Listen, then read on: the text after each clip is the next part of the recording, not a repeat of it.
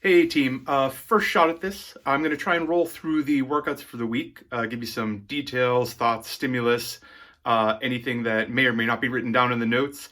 And we're going to use this private YouTube channel, or private channel, I think it's going to go on YouTube. This is the first time I'm trying this. I'm going to try and do this every week, lay down a pretty quick video. We're going to try and make it, definitely sub 10 minutes. Probably not going to do a lot of editing or labeling or anything fancy in it. But this can be a place to gather information, leave links, ask questions, certainly fill the Slack up with questions, anything under the programming. Just let me know if you have questions. I'm not sure if this is like the right format or setup, but it seems to make sense to be in front of a whiteboard. So I'm literally just sitting here with Wi-Fi on my laptop. I'm going to see if this works. So Monday the 24th, by the time you see this, this will have already gone, but we're going to roll through it like it's a normal week. Monday we have pause, front squats, and double unders. Pardon me. So first week post benchmark week, as it were. Remember, this is a 6-week cycle. So week 1 and week 6 are essentially test weeks. This is week 2. So we're getting people some weight with some time under tension. It's a 3-second pause at the bottom, which a lot of people have a hard time with. It's a real big sticking point. It's going to challenge people's posture out of the bottom. So go easy with weight to start with. We said first set can't be heavier than 60%. I think it's a really good plan. You probably want to have people warm up for a set or two before that. Call it 10 with an empty bar, 5 at not more than 50% with that tempo. Let them see what the tempo feels like in warm up, and then you can get going. It's a superset with the double unders, 20 seconds for max reps rather. That's just trying to get them a little bit sweaty, feel what the jump rope is like, and it's a good way to use the rest between the front squats, honestly.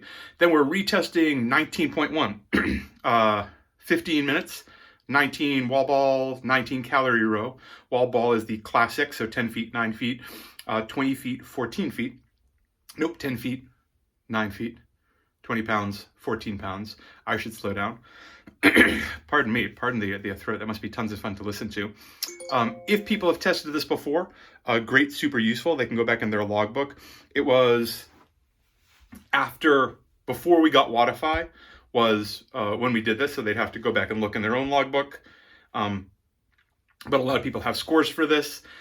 This is just grunt work. This is, if you can not drop the wall ball for 19 shots, you're going to do pretty well on this. Finding the place where they can rest is the hard part. If people know they're going to have to take 2 or 3 breaks during the wall ball, they should go really, really hard on the row, because that's where most of the time is going to take. If people are fast on the wall ball, it's going to be about 35 seconds. 35 seconds of wall balls, and they'll be back on the rower, helping people get set up with their foot pads, remembering to loosen the foot straps so they get on and off, so it's really fast. Teach them how to reset the rower, all that stuff. But I think pretty easy. We're going to try, the clicking through the workouts isn't the most graceful thing, so we'll see how this works. My computer is threatening to restart itself, which would be not ideal. I'm so sorry about all the noise in my throat. All right, Tuesday.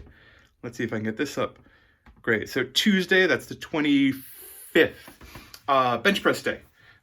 2 sets by 10, 3 sets by 8, 1 set for max reps. So we're getting pretty heavy here. The last set is 1 set of max reps at 80%. So it's 10 at 55%, 10 at 60%, 8 at 65, 8 at 70, 8 at 75, and then max reps at 80%. We did it this way.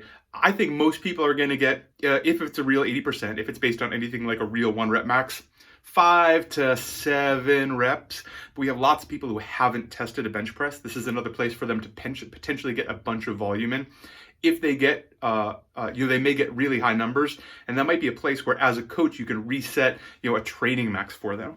If someone sits down at 80% and cranks out 17 reps, their 1 rep max is probably higher than they think it is. That's a good time for you to take a chance, take a second, and do some math with them. Do I want to do this? No, I'm not going to write a weird math problem on the board right now. But you can talk to them, adjust it, try and figure out what it is. If you have any questions about setting 1 rep maxes, feel free to ask in the Slack. Let's talk about it.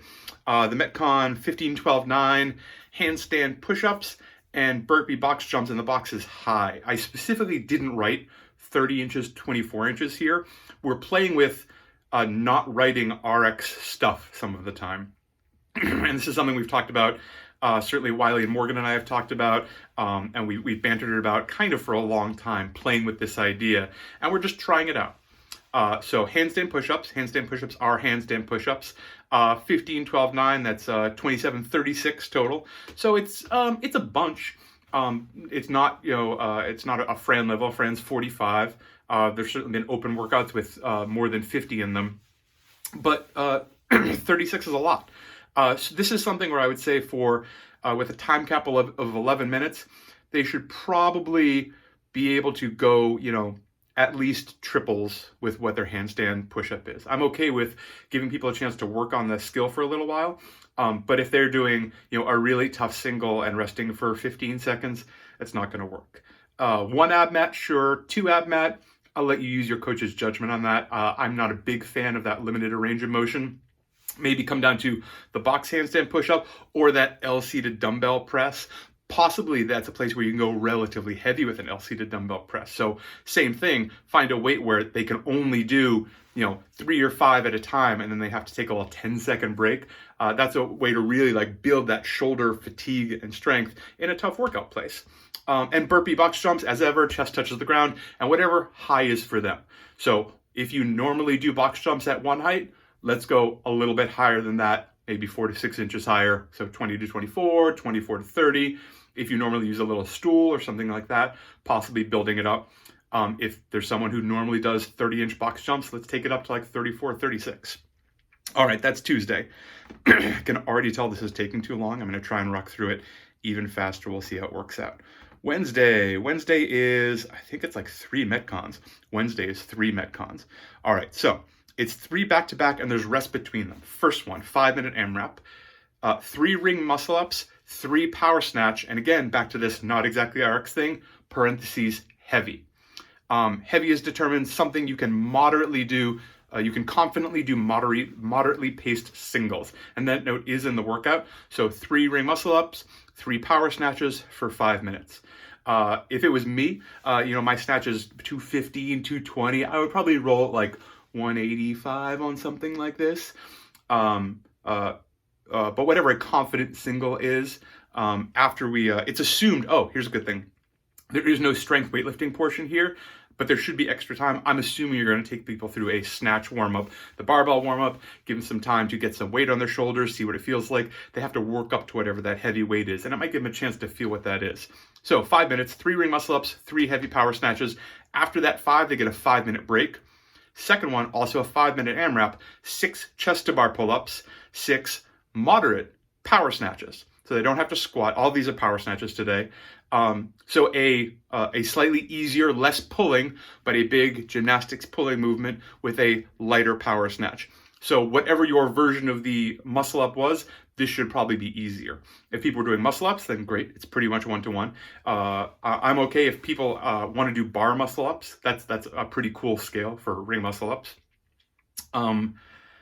If people were doing chest to bar pull ups instead of ring muscle ups, which is iffy, but I can imagine a situation where they would do that, then they're probably doing pull ups for this.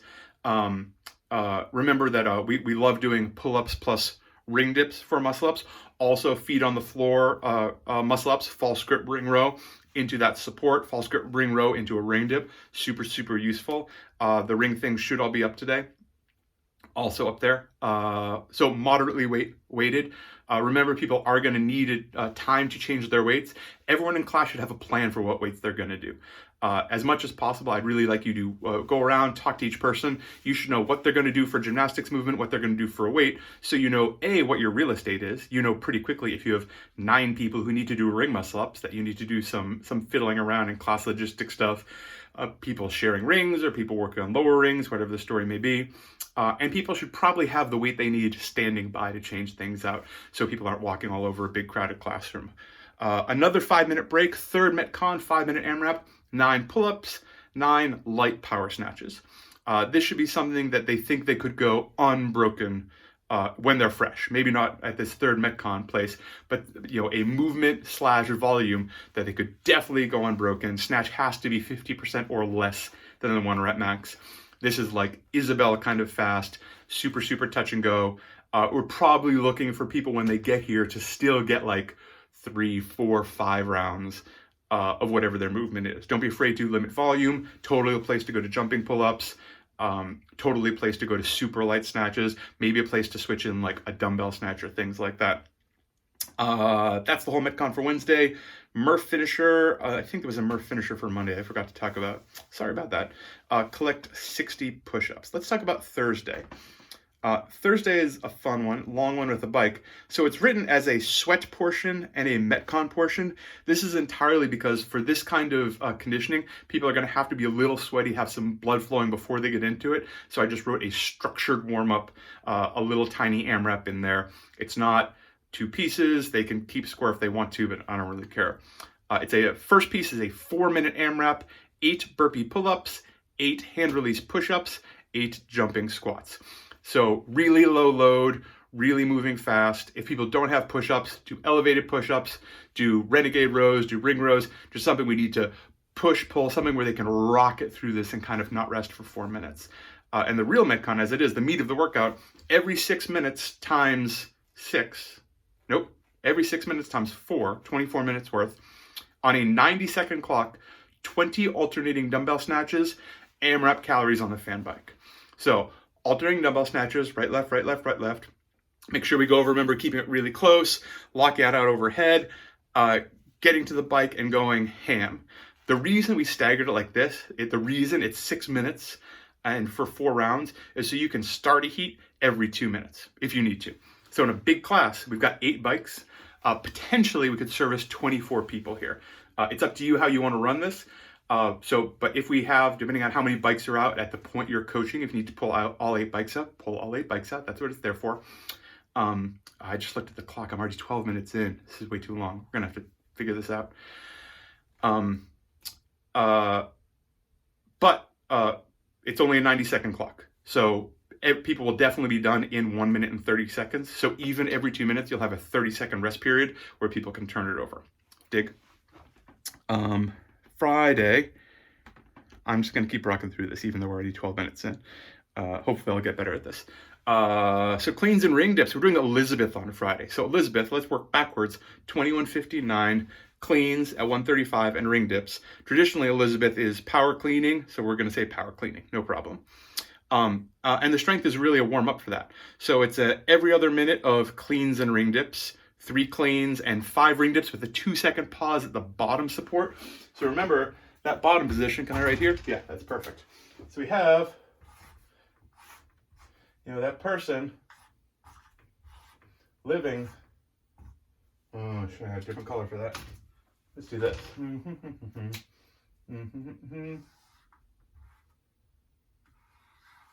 Yeah, that's about right. So bottom support, bicep touching the ring. Their shoulder doesn't have to be below the ring. It can totally be here. But that's where we're living in support. That's the place people tend to be weakest, tend to have the hardest time. Sure, people have a hard time locking out, and locking out is really important. We're going to spend some time here. Don't be afraid to have people put their feet on the floor. This can totally be here. This can even totally be feet out here. We're just going to raise the floor. Magic power of the marker. Like, totally reasonable place to do it. You can also have, depending on how strong they are, bend their knees, toes right under it. A great place to spend some time and start building support in that rotator cuff. Sometimes it's a ton on that pec also. Strong on the lockout. Remember, we need to lock out every single dip. It's usually where the dip goes wrong. But start getting people used to what the bottom of it feels like and looks like. First every other minute, second every other minute, same thing. 2 cleans instead of 3. It's assumed we're getting a little heavier. And 3 reps on the ring dip, no pausing. This is a place where if people have kipping ring dips, they could work on it. Kipping ring dips are really tough to teach in class unless you have a small group of people who are pretty good at ring dips. If you find yourself in that situation and you're comfortable with it, super cool. For most classes, I would say just say, if you have kipping ring dips, you want to practice here, totally great. If you don't, no worries.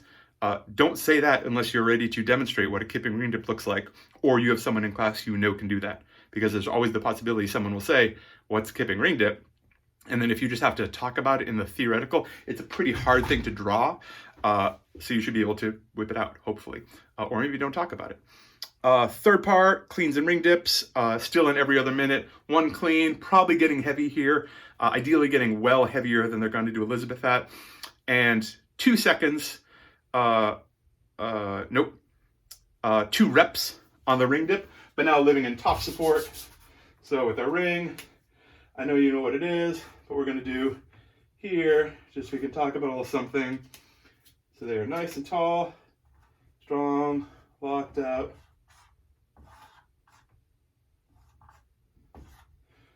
Super happy. As ever, the more they can keep these rings under their shoulders, the more there's no line between their shoulders and the rings. If we can be here, they're going to be happier. Elbows must be locked out. Try and keep the hips open as much as possible. If people are coming forward at the bottom, I know I'm drawing a lot, but this is not the bottom of a ring dip. This is the bottom of some kind of hinging tricep extension thing. From the side, they should really, as much as possible, be nice and tall. So that probably means setting the rings a little higher than they're used to. Try to fight them to keep their hips open. Once they get into Elizabeth, if they start bending forward, it's a Metcon, it's metabolic conditioning, but trying to build strength and build skill, that's what we want in a ring dip. And then we're at Elizabeth. A time cap of 10 minutes, that should be plenty of time. 21:59, cleans and ring dips.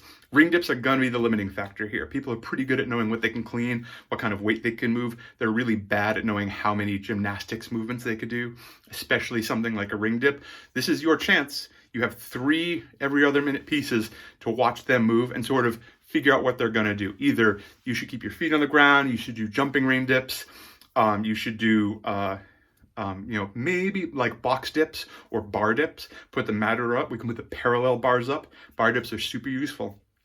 Or change that volume. At 21:59 is 45 dips. That's a ton of dips.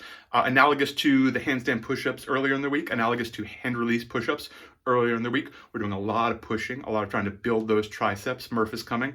So let that be an opportunity to see how people move and maybe limit the volume, maybe just limit the volume on the ring dips.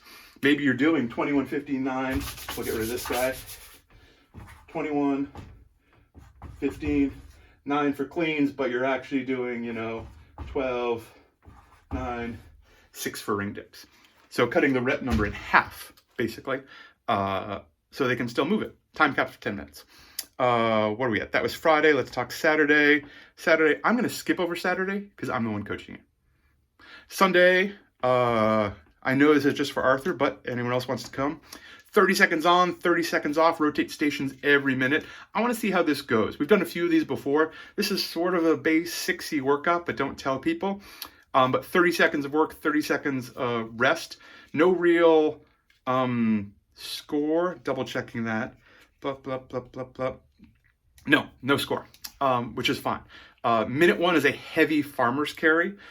For the heavy farmer's carry, certainly warm people up. They can carry anything they want suitcase style in both hands. So it can be a dumbbell, it can be a kettlebell, it can be whatever they want. But just a person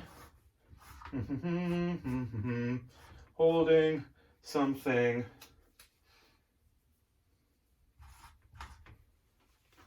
in their hand.